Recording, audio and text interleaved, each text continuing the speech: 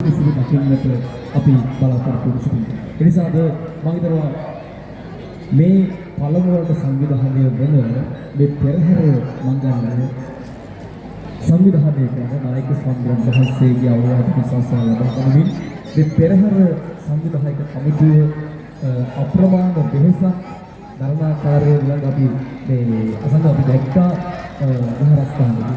ඉතින් මම හිතනවා ඒ සාර්ථක ආරම්භයක පෙරමිදියක් වෙන්නට පුළුවන්.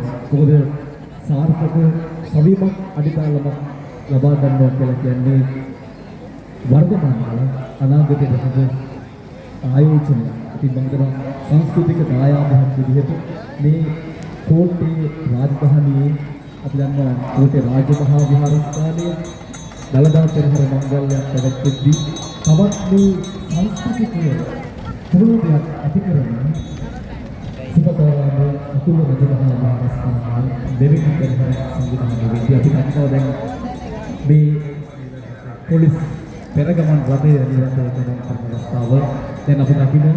ඉතින් මම දන්නේ දැන් පෙරහැර වේදිය සියලු දෙනාම පෙරහැර දකින්නට සූදානම් වෙච්ච අවස්ථාව. सामान्य वेसक पूर्व बसवस्तु वेसक नासन पक्षे අපේ රටේ පෙරහැර සංස්කෘතිය අපිට ටිකක් වැඩිපුර දකින්න පුළුවන්. දැන් මේ වෙනකොට ඓතිහාසික වෙරුණු කතරගම මහා දේවාලයේ හස්තිකිරීමේ අවසන් කරලා අපි ලබන මාසික බලාපොරොත්තු වෙනවා උතුම් දළදා වහන්සේ උදෙසා පිළිගන්න